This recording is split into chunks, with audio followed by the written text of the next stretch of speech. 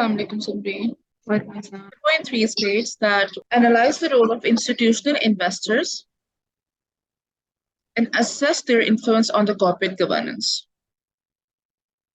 What actually an institutional investor is? It is a company or an organization that invests money on behalf of other people. That is like an intruder or an agent. What they do is they take the money on the behalf of various people and they invest on their own.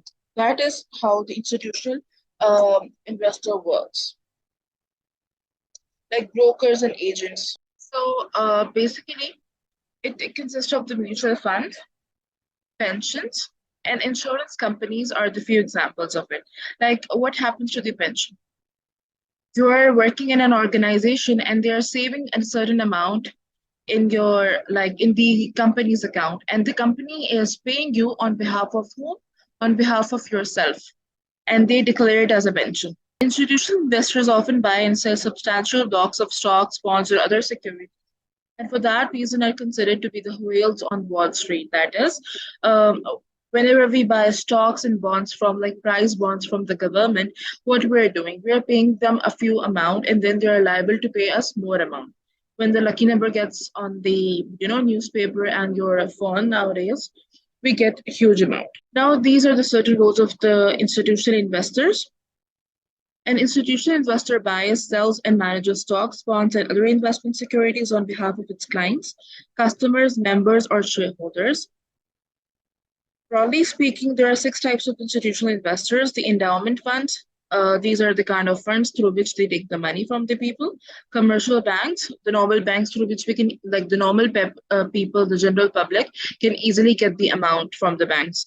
Mutual funds, there are a certain sort of a security through which we save our money and then we can sell in the future. Hedge funds, pension funds, and insurance companies as well. Hedge funds are the one which moves a lot. It is not consistent. So these people face fair predictive regulations compared to average investors because it is assumed the institutional crowd is more knowledgeable and better able to protect themselves. That is, because they know in which company they are going to get more profit. So they know where to invest the people's money. Clear? That's clear. Okay. And then they have the resources and specialized knowledge for extensively researching a variety of investment opportunities not open to the retail investors. Now, I told you in the start, there are different agents, retail investors as well, which they work in this industry, the institutional investor industry. But what actually the role is, they repetitively are doing the research so that they can gain more amount and more investment. Now, these institutions are moving the biggest positions and are the large force behind supply and demand in securities markets. That is, now these people are the one. If you have an idea that in many countries, what happens, there is an uproar that the stock prices are going to be rise in next few days. Any idea about that? They give an uproar in the market and a prediction. No, I wasn't aware. All right. What happens is in the stock exchange market, these people, the brokers, what they do is the institutional investors, they give a hint or a predict that in upcoming days, the prices of the stocks are going to be rising up. What happens? People starts to buy more and more shares. And ultimately, whatever they have predicted, it comes true. And this is how the black market works as well. The fraud, basically. People can easily do the fraud through these tactics.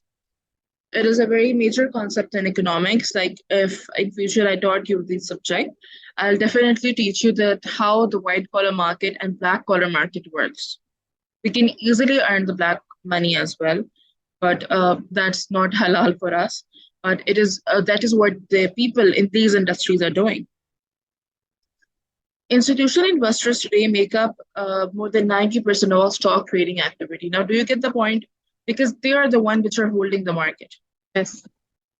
Then these investors can move the markets, yes, because they have the authority to move the market from to ending up in giving in a high amount of shares or in a low amount of shares. It is it is in their hand. Then Securities and Exchange Commission of Pakistan, It's like not in it's in Pakistan as well, but this is an overall term, which in every country it is present. It is to determine which securities the retail investor should buy personally. In other words, some investors attempt to mimic the buying of institutional crowd by taking the same position as so-called the smart money. That is the fraud money or the black market money. They can easily get it. That I'll make you, gain this much profit, but you have to invest it earlier. Assess their influence on the corporate governance, whose influence the institutional investors. Now, these are becoming an integral part of monitoring the corporate governance of the company because they are the one who's ruling the company, right? The corporate governance sector is ruled by the board of directors, but these investors, they are the one because they're giving the board of directors and stakeholders the money, the investment. There are certain factors which influence the extent of investor activism. Now they have the various mechanisms for influencing companies, including private communications with the directors and management, proposals at the general shareholders meeting, proxy fights, etc. Now these people, like these people of body, they are present everywhere so that they can give you the exact prediction that what they are going to be doing in the market. They have a lot of influence in the management of a corporation because they are entitled to exercise the voting rights in the company. Now this is their utmost responsibility, or you can say they have a vouch that they can easily elect whom they want to become, like see future board of director or the CEO. They can actively engage in corporate governance in order to enhance the value of investing firms because they are the actual institutional firms. These people are like forcing in such a way, they're like captivating the mind of people in such a way that they can easily capture their minds and ask them to invest bulk an amount.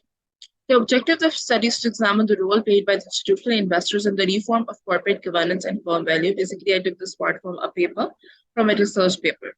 A link will be provided further.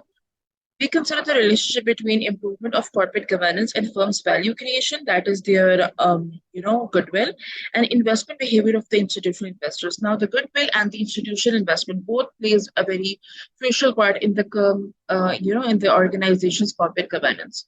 If these things are present in it, then people are more, included to invest in your organization easily. Then we have evaluate, that's 4.4. Evaluate the relationship between the institutional investors and investee companies. Now, what happens between these two? We will look by one by one. Again, the same slides I have copied because it is the same concept. Are you clear with what actually an institutional investor is? Yeah. Okay. So, do you want me to read these slides because I read this just once, like right now? No. Because it's a comparison. The main concept, like the main slide starts from now. A person who invests money in order to make a profit is called investor. That is a common person like me and you. We want to invest money in any organization, let's say in, KPMG. It's a big company, or Tabasco. Why we're investing the share of amount in those companies? Because we want to earn a profit on it. So we are investor. And the business entity or the firm in which an investment has been made is called investee. Now, are you clear with these two firms, investor and investee? Yeah. Basically, in the company in which we are investing is the investee, and we people who are investing in the company are the investors. Investor, yes. Okay. Because it's going to be a bit tricky in the assignment as well. So I want that to make this concept clear at the start. Yeah. Institutional investor is a company or organization with employees who invest on behalf of others. The manner in which an institutional investor allocates capital that's to be invested depends on the goals of the companies or organization it represents. For example, they want to become a globalized, recognized company. So they are going to capture those people investment, which make huge investments in their organization, like of crores and Arabs. Some widely known types of institutional investors include again the pension funds, hedge funds, endowments, etc. Again, the same concept. Not starts with the investing company.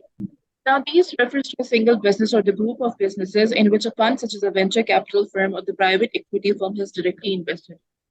That is, these are certain businesses or certain organization which has a certain amount of money in which they're able to a venture or a capital, like another company. The term investee is a term most often used in the venture capital world. Venture capital and private equity firms invest in investing companies for a fixed period, about 5 to 7 years, after which they exit. Now, these firms don't go for a long-term projects. They only go for 5 to 7 years. They are considered as long-term projects, but not like the one which they want to achieve to become globally recognized. Now, before investing their amount, the venture capital or the private equity firms appoint qualified business valuators to value the investing companies. That is, they have to value that what they're going to get from those companies. The exit price, like the one they are going to sell this company, the exit price is normally established before the investors is made. That is, like simply, have you ever visited Pakistan, Sumri? Yes, I When? uh like uh like this in like January maybe, so like this year. Oh, 2023, nice. So you Yeah. must be knowing that the house prices have been hiked up in Pakistan as well. Yeah. What happens when, like, I want to sell my house? I will bring a broker, and he will be, uh, you know, um, give a few categories of money that these are the certain amounts through which the people can buy your house. For example, 8 crores, 12 crores, or 15 crores. Now, it depends on the people that how much amount they want from us, and they're going to buy the house. That is how the investing company works. Relationship is established. Interest of both investor and investor are aligned. That is, obviously, if we as a common people are interested in that company and we want to invest the investment, it depicts that the investor is also aligned to us. He's also interested in us, in our investment. There is an agreement on clear objectives and the timeline for achieving them. Obviously, there must be some objectives, goals, and regulations through which they have to achieve it. For example, in a time period of 5 years or up to 10 years. Clear measurements are established for the achievement of agreed upon objectives. Management buys into the agreed objectives and is suitably incentivized to achieve them. That is, they're bound to achieve those goals and regulations which they have set in the agreement. There is a clear separation of management and board roles and responsibilities. Now, everybody is not going to work as a team. Everyone has their own, roles through which they are going to direct the company, and they have to work on their own. Boards operate with authority and do not refer to shareholders for decisions that boards should be making. That is, the board of directors have they are their own boss. They are going to make their own decisions for the company. They are not going to refer or take and um, what do we call it, suggestions from the shareholders or the stakeholders. Governance structures are in place to bring in the independence of board and establish respective accountabilities, responsibilities of the management, shareholders. Now, obviously, when you have made an organization, there are certain structures as well, and they are liable to form the accounts and to whom the responsibilities have to be given. The board comprises suitably experienced and independent members acting on behalf of all the shareholders and not only the nominating shareholders. That is, the board of directors, the board members, they have appointed the suitable or you can say experienced member because only they can work independently. If we appoint a fresher, they can make a blunder in the organization, in the project. Legal documentation is clear, simple, and comprehensive. That is very obvious. Clear as well. And investors believe there is a transparency and honest reporting. Now we have to believe it. And in reality, it is not true. There is no opaque or transparent information given to the general public or to the employees or board of directors. There is always a fudging in it. Indicate upfront what they are looking for by way of return on their investment, which can be a mix of financial, social, environmental, and developmental returns. Now, obviously, we're gonna get the return on our investment, so it is gonna be a mixture of all the factors. Be forthcoming about the investment time horizon, that is up to 5 years, 7 years, or even 10. Communicate about what their approach is. Like we have to discuss this with the board of director or the one through which we're making the investment, passive or active. If the latter, what this involves and how it differs from micromanaging, that is, they can fudge the data easily. They can make you like manipulate your mind. So you have to be very clear on your ambitions. Clearly spell out their exit requirements and put in place mechanism for achieving the same without placing wondrous pressure on the institution. That is, we have to be very clear about all our requirements with that what we want in upcoming 5 years, that your organization should have been achieved this much market, they should have been capturing this much market share, and you can or you should be going towards a product diversification as well, and mergers and acquisitions as well. Understand that when making an equity investment in a developing or the a wage market investment in a developing country like Pakistan, they are taking local currency risk and should be prepared to embrace such risk. That is, they have to because the developing country nations, their currency always depreciates and sometimes appreciates, so they have to see the investment according to it. Appoint to the board suitably experienced individuals who understand their role as board members rather than as representatives of the investors. So they have to be very sure that they are the board of directors, not the investees or the investment heads. Investees. They are prepared to communicate honestly and openly on a regular basis, sharing their vision and strategic direction. Now, do you remember the concept of investees? Or should I recall it again? Yes. Okay, great. This is actually a business in which we're making the investment. Investment, yes. Yeah. As a company, it's the responsibility of them to be honest, to be clear with the client. They are opting for the investment and share their vision and strategic decision that what they are looking their company to be in next 5 years or so on. They are prepared to allow investors to contribute and improve governance through involving non-executive directors on the board and board subcommittees, such as audit committee and risk committee. Now they have to involve all these members. Only then they can make a perfect decision regarding where the company stands. Provide regular financial and other information, particularly with respect to agreed measurement of clear objectives. That is, finance is very necessary in every sort of an investment. If you're able to, send the perfect reports to the investors, they can easily see that what is the performance of your organization. And the last point was exceed performance expectations. Now, um, it's obvious that we as a human we get overconfident, and what happens? We can face drawbacks of it. So it's very necessary as an investee we should know that where we actually stand. Benefit to investors. Investors look for a good for sorry. Investors look for a good home for their money, and in experience find it easier to place it than get it back. Obviously, you're investing a huge amount in any organization. You won't be investing in like without knowing the company status.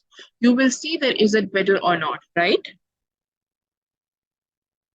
Building a Yeah. win-win relationship with the investees is crucial if the investment is to be managed effectively. Obviously, there must be some, perfect effectiveness.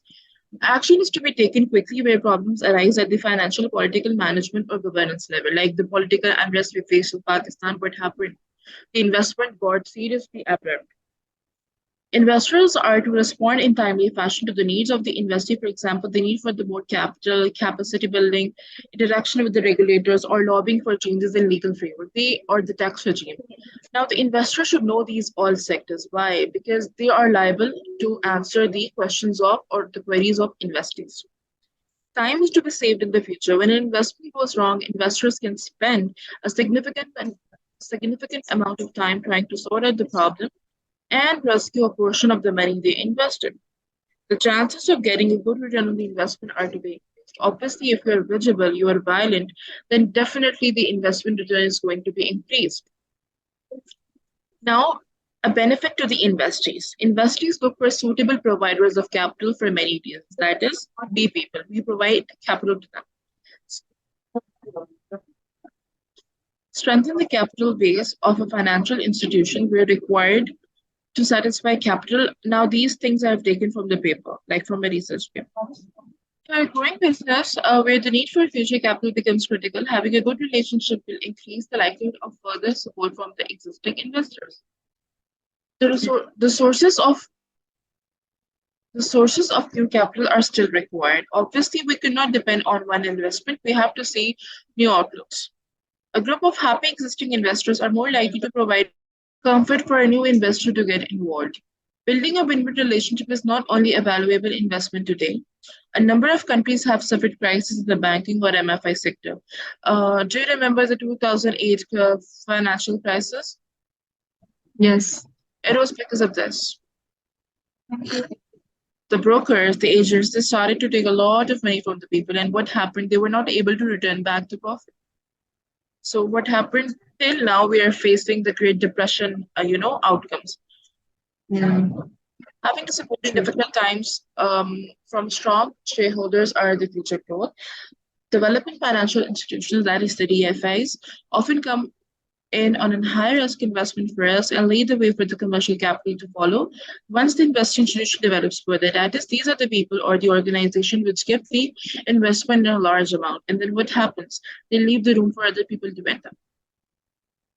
Provide an insurance policy where there may be systematic can protect the investing entity from a run on deposit. For example, they're not able to uh, return more money. What happens? It's like a responsibility of the organization to return that money.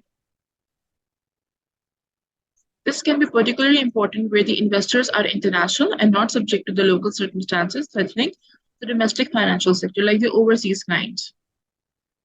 When they invest in the Pakistani organization, they are liable to get the money back. But what happens? Mostly they are frauded. We don't pay the full amount to them. But it's very rare.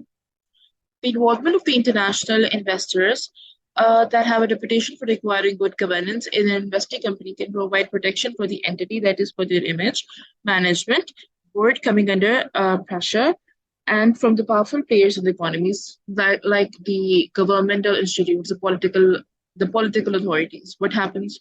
Like there is a famous bakery in Islamabad called Layers, and in Lahore as well. Now there is an upgrade that they have not able to provide a good quality product. They have cockroaches and lizard in their case, but that's not true. It's because it was a company which established themselves like in just a year. They opened a branch not in Lahore as well, like they have various branches over there, but in Islamabad as well. Now the people are defaming them. They're powerful authorities. So we have to be very clear that what is actually happening in the, market as well. Gain access to the additional capacity building, and the governance support from the investors. Obviously, we have to give the support. Only then we can get a huge amount of investment return.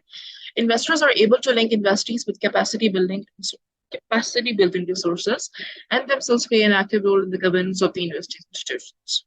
Any questions, Samreen? Clear? Yes, everything is clear. Okay,